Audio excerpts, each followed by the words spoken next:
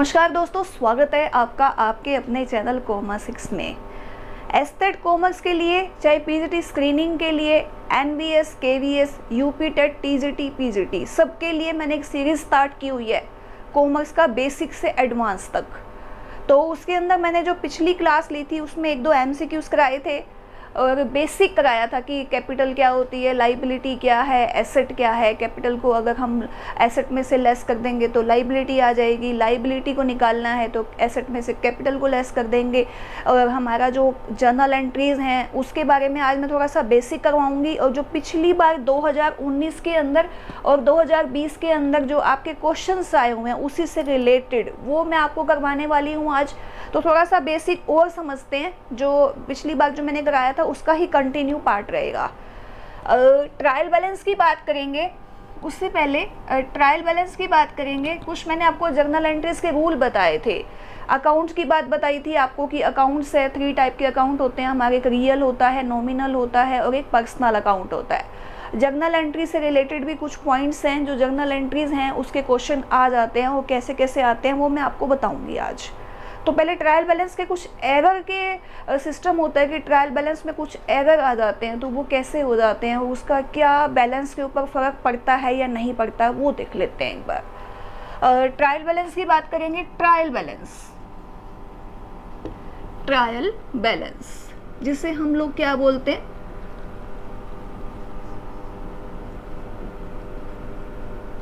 Trial balance, तलपट बोला जाता है इसको हिंदी में, तलपट। क्या है ये? डेबिट और क्रेडिट, इसके अंदर 2 पार्ट होते हैं, एक हमारा डेबिट हो गया जी, एक हमारा क्रेडिट हो गया। जितने भी आइटम जो लेजर के अंदर डेबिट साइड में लिखी होती हैं वो हम कहाँ लिखते हैं? डेबिट साइड में उसका बैलेंस। जितनी भी आइटम जो हम लेजर बनाते हैं क्रेडिट में लिखते हैं उसका बैलेंस हम लोग क्रेडिट में लिख देते हैं। दोनों का बैलेंस इक्वल होना चाहिए, क्योंकि हम लोग क्या करते हैं जी, जो द्विपक्षीय अवधारणा के अनुसार एंट्रीज करते हैं, डेबिट भी करते हैं और क्रेडिट भी करते हैं। हर एंट्री के हम लोग 2 पक्ष लेते हैं, या तो डेबिट से डेबिट या फिर क्रेडिट से क्रेडिट, या फिर डेबिट इंक्रीज होगा तो क्रेडिट भी इंक्रीज होगा। यहाँ तक का जो फंडा है ये आपको पिछली बार समझ में आ भी गया था। तो अब हमने डेबिट के अंदर सारी आइटम लिख दी और क्रेडिट के अंदर भी सारी एंट्री लिख दी, लेकिन बैलेंस मैच हो रहा है। फिर भी क्या ऐसा पॉसिबल है कि कुछ एंट्री रह गई या कोई मिस्टेक हो गई, या फिर डेबिट का बैलेंस नहीं मिला या फिर क्रेडिट का बैलेंस नहीं मिला, तो कोई ऐसी मिस्टेक है क्या कि जिसके कारण से हमारा बैलेंस नहीं मिल रहा? तो वो गलतियां कौन कौन सी हो सकती हैं? अगर ऐसी कोई पोजीशन आ जाए तो हम कैसे उसको ढूंढें? अगर हमें उस मिस्टेक के बारे में पता होगा कि ये मिस्टेक हो सकती है तो हम इस गलतियों को भी ढूंढ सकते हैं। तो वो मिस्टेक कौन कौन सी होती हैं वो देख लेते हैं एक बार। एक है जी हमारा एरर ऑफ ओमिशन, एक होता है एरर ऑफ कमीशन, एक होता है एरर ऑफ प्रिंसिपल, और एक कौन सा होता है जी जिसको हम लोग क्लैरिकल मिस्टेक बोलते हैं। Clerical mistake, error of omission, commission सभी होंगी, तो वो देख लेते हैं एक बार। सबसे पहले है एरर ऑफ ओमिशन, भूल चूक की गलती। भूल चूक होता है, हम लोग एंट्री कर रहे हैं, हमने 1 लाख रुपए की पूरे दिन के अंदर सेल हुई, हमने लिख दी एंट्री 1 लाख की, सेल में भी लिख दी और कैश में भी लिख दी। अब अचानक से हमने क्या किया, 1000 रुपए की एक एंट्री और हो गई। जाते जाते सोचा अगले दिन आके लिख देंगे एंट्री को, अकाउंट हमने बंद कर रखा है। नेक्स्ट डे आए, हमने नए सिरे से एंट्री करनी स्टार्ट कर दी, 1000 रुपये को हम लोग भूल गए। ना तो हमने सेल में लिखा ना ही हमने कैश में लिखा, तो 1 लाख रुपया ही सेल का बैलेंस हो गया, 1 लाख ही कैश का बैलेंस हो गया। दोनों का बैलेंस मैच कर रहा है, कोई दिक्कत नहीं है जी, बैलेंस मिल गया, ट्रायल बैलेंस हमारा मैच हो रहा है। तो अब क्या इस गलती को कैसे पकड़ा जाए? पता लगा कभी स्टॉक की एंट्री करी तो 1000 रुपये का स्टॉक लास्ट में कम हो रहा था, ट्रायल बैलेंस तो मैच कर रहा है, डेबिट और क्रेडिट दोनों मैच कर रहे हैं, फिर कैसे? तो उसको ढूंढने के लिए जब देखा गया तो एरर ऑफ ओमिशन बोला गया कि भूल चूक लेनी देनी जिसको बोला जाता है एरर ऑफ ओमिशन। कोई एंट्री के दोनों पक्ष ही लिखना भूल गए हम, ना हमने डेबिट में एंट्री करी ना हमने क्रेडिट में एंट्री करी, भूल गए हम लोग। ट्रायल बैलेंस का बैलेंस मिलेगा, बिल्कुल मिलेगा। क्वेश्चन आ जाता है एरर ऑफ ओमिशन हो जाए, कोई एंट्री हम दोनों साइडों पे लिखना भूल जाते हैं तो क्या ट्रायल बैलेंस का बैलेंस जो है वो मैच करेगा? बिल्कुल करेगा। लेकिन क्या ये गलती है? गलती है, बिल्कुल है। इस गलती को क्या बोला जाएगा? Error of omission. ठीक है, समझ में आया आपको? उसके बाद एक और है जी error of commission.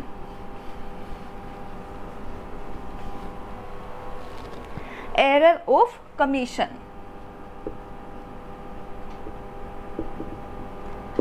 Error of commission क्या होता है जी? जैसे हमने मान लो वही 1 लाख की सेल हुई और 1 लाख की एंट्री हमने सेल में भी कर दी और हमने कैश में भी कर दी, लेकिन गलती से क्या किया जी? सेल के अंदर तो हमने जो 1000 की शाम को जाते जाते एंट्री हुई थी एंट्री कर दी, सेल बढ़ा दी। कैश के अंदर लिखना भूल गए 1000 रुपये की, गल्ले के अंदर पैसा भी बढ़ गया है। अब जब हमने ट्रायल बैलेंस मिलाया तो सेल तो फालतू आ रही है, कैश में कम दिखाई दे रहा है। तो फिर अब क्या करें जी? क्रेडिट का बैलेंस तो हमारा ज़्यादा आ रहा है और डेबिट का कम आ रहा है, क्योंकि कैश जो है हमारी एसेट है, बैलेंस हो जाएगा डेबिट, और सेल हमारी क्या है? क्रेडिट हो जाएगी। सेल का बैलेंस हमेशा क्रेडिट होता है। अब क्या करें जी? हो गई दिक्कत। तो अब क्वेश्चन आ जाए कि एरर ऑफ कमीशन क्या होता है? अगर हम एक पक्ष में एंट्री कर रहे हैं और दूसरे में एंट्री करना छोड़ दिया हमने, गलती से रह गई वो एंट्री, तो वो क्या होगा जी? एरर ऑफ कमीशन होगा। एरर ऑफ कमीशन होगा गलती से। या फिर ये भी हो सकता है 1000 रुपये की एंट्री, 1000 रुपये की एंट्री में आपने 900 रुपये कर दिए, हो सकता है आपने 100 रुपये कर दिए, ऐसा भी हो सकता है। और दोनों साइड ही अगर कर दिया तो बैलेंस तो मैच हो जाएगा। जैसे मान लो आपने 100 रुपये की एंट्री कर दी, सेल की 1000 की है, कैश में भी 100 कर दी और इधर भी कर दी, बैलेंस तो मिल जाएगा। डिपेंड करता है कि एरर ऑफ कमीशन में ट्रायल बैलेंस का जो बैलेंस है वो मैच होगा नहीं होगा। बैलेंस हो सकता है मैच हो जाए, लेकिन क्या होगा जी? इसके अंदर गलती कौन सी मानी जाएगी? एरर ऑफ कमीशन, क्योंकि आपने एंट्री तो की है। एंट्री अगर आप भूल जाते तो आप पूरी भूलते, डेबिट और क्रेडिट दोनों भूल जाते, लेकिन इसके अंदर आपने 1000 की जगह 100 रुपये लिख दिए, 900 की जगह 90 रुपये लिख दिए। इस तरह से आप ऐसे गलती कर सकते हैं।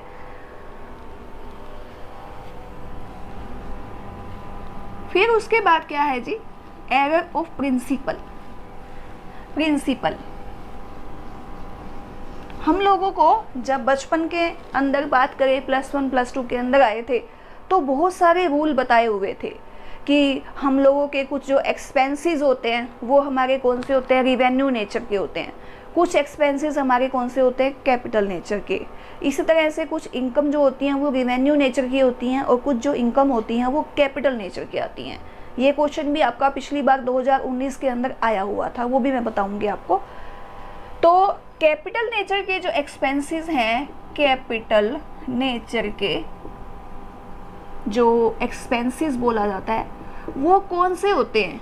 जैसे कि जब हम उसको बार बार नहीं करते, बड़ी अमाउंट में होते हैं। हमने फर्नीचर खरीदा हमने, कैपिटल नेचर।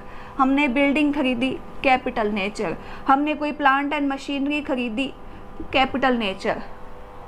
अब जब हमने प्लांट एंड मशीनरी खरीद ली, बिल्डिंग खरीद ली, फर्नीचर खरीद लिया, अगर मशीनरी की रिपेयर करवानी पड़ गई, रिपेयर करवाई 1000 रुपये की, ये कौन सा एक्सपेंस हो गया? ये हो गया जी रिवेन्यू नेचर।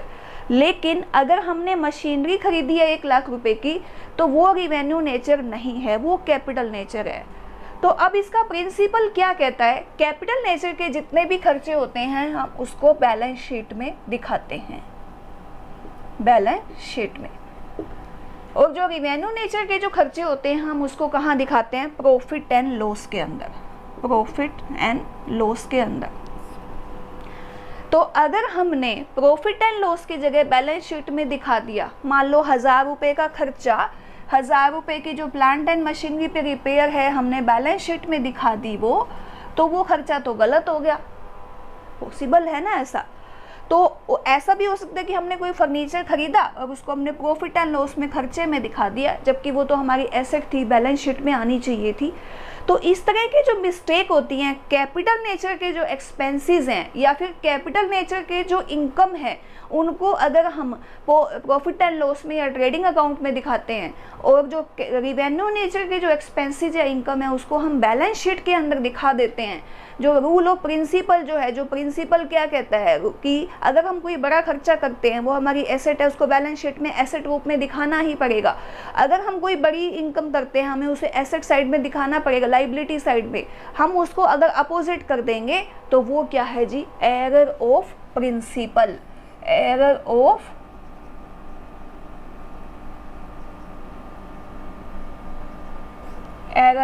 प्रिंसिपल हो जाएगा। ठीक है, तो ये समझ में आया आपको? तलपट के अंदर कुछ एरर होती हैं, error of principle, error of omission, error of commission.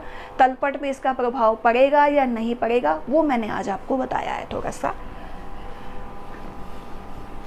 उसके बाद कुछ जर्नल एंट्रीज हैं डिस्काउंट वाली, वो मैं आपको बताऊंगी, क्योंकि डिस्काउंट वाली एंट्री आ जाती है लगभग, और लॉस वाली एंट्री भी आ जाती है। लॉस फ्रॉम फायर है, लॉस फ्रॉम थेफ्ट है, वो भी देखिएगा। कुछ स्टूडेंट जो हैं उनकी ये डिमांड थी कि मैडम ये जो सीरीज़ आप लोग स्टार्ट कर रहे हो ना, इसको आप कंटिन्यू रखिएगा।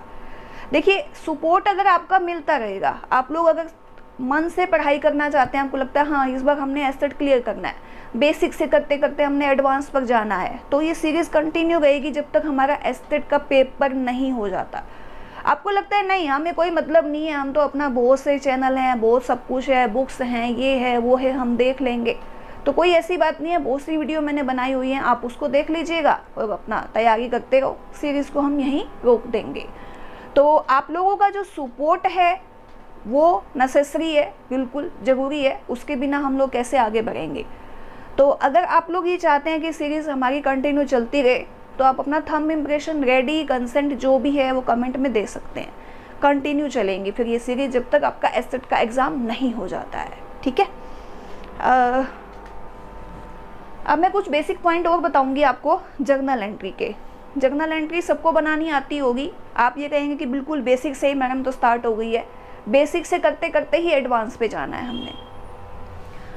तो जैसे कि एक आता है जी एंट्री लॉस बाय फायर, एक होता है जी लॉस बाय थेफ्ट, एक होता है लॉस बाय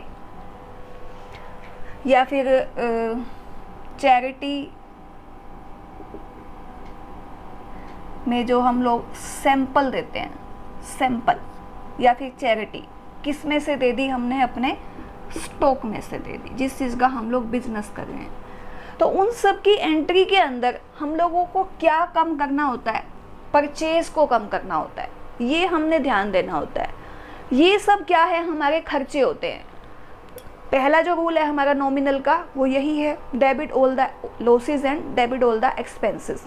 ये हमारा लॉस ही है, लॉस बाय फायर, ये भी लॉस बाय थेफ्ट, और ये हो गया सैंपल, ये भी एक खर्चा है। तो हम लोग इसको डेबिट करेंगे और परचेज को क्रेडिट करेंगे। इस तरह की जर्नल एंट्री आपके पेपर के अंदर आई हुई है। तो क्या एंट्री करनी है आपने? लॉस बाय फायर, या फिर अगर आ जाए loss by theft, loss by कोई अदर कोई सर्कमस्टांसेस हो सकते हैं, या फिर सैंपल, एडवर्टीजमेंट,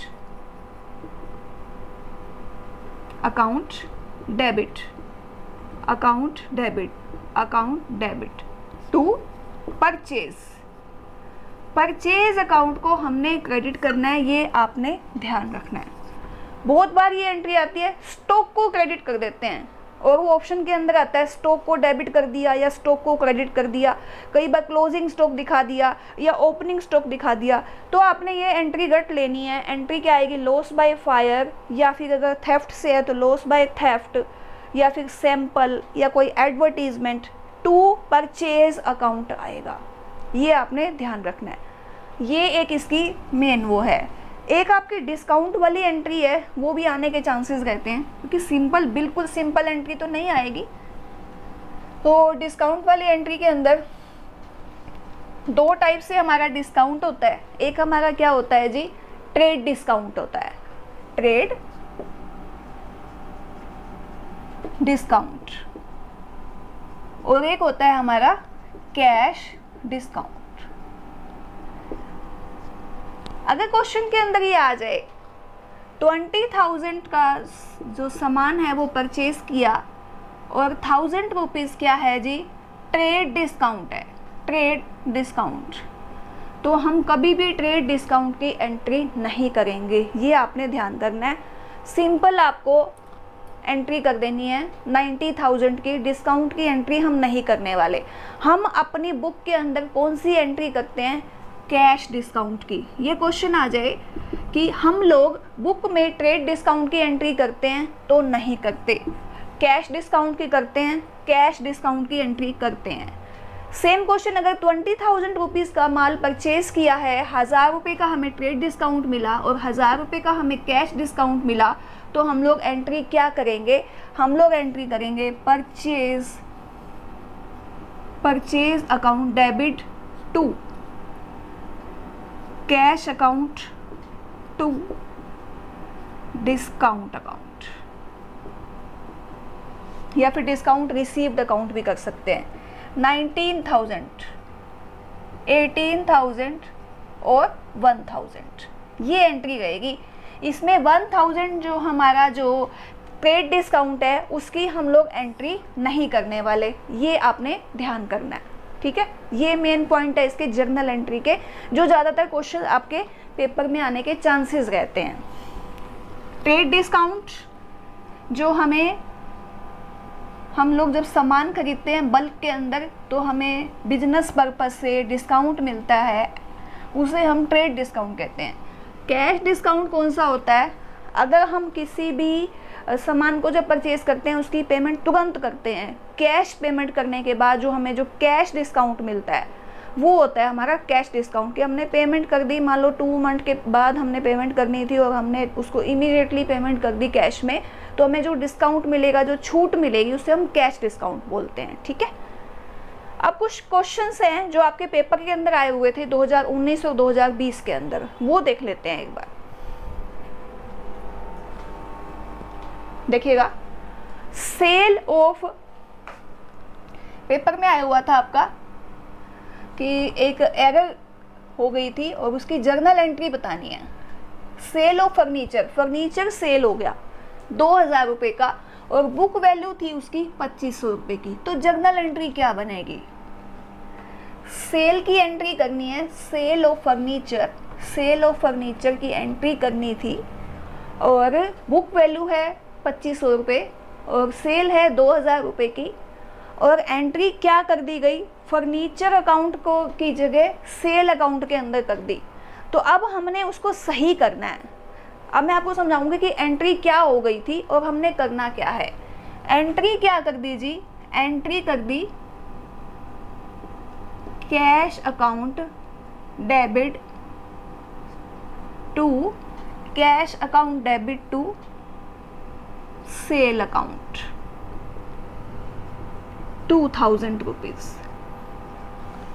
ये एंट्री हमने कर दी और होनी क्या चाहिए थी, क्योंकि फर्नीचर सेल हुआ है, वैसे तो हम बिजनेस तो किसी और चीज़ का कर रहे हैं, तो सेल जो क्रेडिट है हम उसको डेबिट कर देंगे, ठीक करेंगे जब, sale account debit 2,000,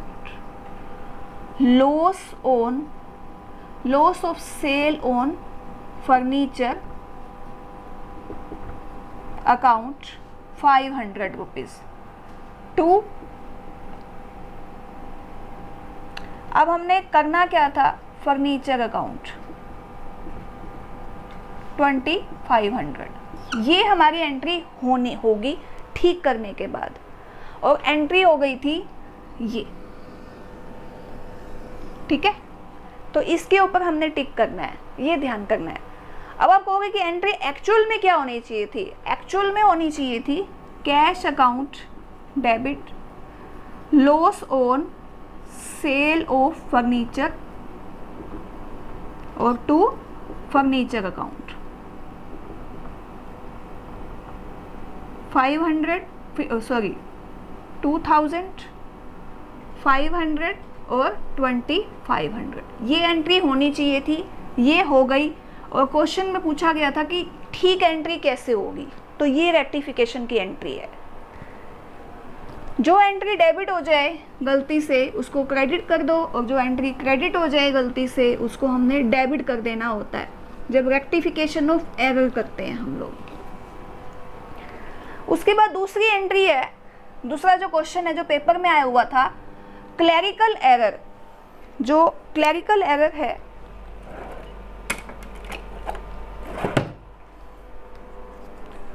clerical error कौन सी है? एरर ऑफ ओमिशन है, एरर ऑफ कमीशन है, या फिर दोनों है, या फिर एरर ऑफ प्रिंसिपल है। तो देखिएगा, क्लैरिकल एरर के अंदर एरर ऑफ प्रिंसिपल कभी भी नहीं आता। प्रिंसिपल अगर गलत कर रहे हैं हम लोग, कैपिटल की जगह हम रिवेन्यू में उसको ट्रीट कर रहे हैं, तो इट मीन्स प्रिंसिपल की गलती है, क्लैरिकल मिस्टेक नहीं है। क्लैरिकल मिस्टेक में हम लोग ओमिशन कर सकते हैं, हाँ कोई एंट्री छूट गई, गलती कर सकते हैं, जैसे 1000 रुपये की जगह 100 रुपये की एंट्री कर दी, या एंट्री की अमाउंट आगे पीछे कर दी, लेकिन एरर ऑफ प्रिंसिपल नहीं होगा। तो इसलिए बोथ आएगा एरर ऑफ क्लैरिकल एरर के अंदर, ठीक है। एक क्वेश्चन आपका और आया हुआ था 2019 के अंदर कि 1 लाख रुपए की मशीनरी परचेज करी है, तो किसको हम डेबिट करेंगे? क्या हम बैंक को डेबिट करेंगे, क्या हम कैश को डेबिट करेंगे, क्या हम बायर अकाउंट को डेबिट करेंगे, क्या हम मशीनरी अकाउंट को? बिल्कुल इजी है। क्या एंट्री बनेगी? एंट्री सीधी सी बात है, ये बनेगी ना, machinery account debit to cash account 1 lakh. तो हमने किसको डेबिट किया? हमने मशीनरी को किया, ये हमारा आंसर आ जाएगा। इसी तरह के क्वेश्चन आपके आएंगे बेसिक में से। पिछली बार 2 क्वेश्चन आए हुए थे, उससे पिछली बार भी 2 क्वेश्चन आए हुए थे, और 2020 की बात करें तो 1 क्वेश्चन आया हुआ था। तो इस सब में से 1 क्वेश्चन तो आपका पक्का है जर्नल एंट्री में से, 1 आपका तलपट में से आ सकता है, ट्रायल बैलेंस में से एरर पूछ लिया गया, ऐसे आपसे क्वेश्चन आ सकते हैं। तो आज की वीडियो के अंदर आपके 1 या 2 क्वेश्चन तो पक्के हैं। आगे की जो सीरीज़ है वो भी हमारी ऐसे चलती रहेगी जब तक आपका एस्टेट का पेपर नहीं होता। लगभग आपका जो सिलेबस है वो कंप्लीट हो जाएगा। काफ़ी सारे स्टूडेंट के मैसेज आ रहे थे कि मैम क्या सिलेबस पूरा होगा या नहीं होगा, या आप उसको कंटिन्यू करेंगे नहीं करेंगे। जो सीरीज़ है वो कंटिन्यू चलेगी, बेसिक से एडवांस तक चलेगी। जब तक आपका पेपर कंप्लीट नहीं हो नहीं जाता उस टाइम तक हम लोग अपना पूरा सिलेबस कवर कर लेंगे विद MCQs। उस चीज़ की आप टेंशन ना लो, सिलेबस हमारा पूरा होगा, हमारे पास पूरा टाइम है, एक टॉपिक को करवाया जाएगा और सीरीज़ हमारी कंटिन्यू रहेगी। उम्मीद करती हूँ मेरी वीडियो आपको पसंद आ रही होगी। अगर आपको पसंद आई है तो लाइक कीजिए, शेयर कीजिए। चैनल को अगर आपने अभी तक भी सब्सक्राइब नहीं किया तो सब्सक्राइब कीजिए। Thank you.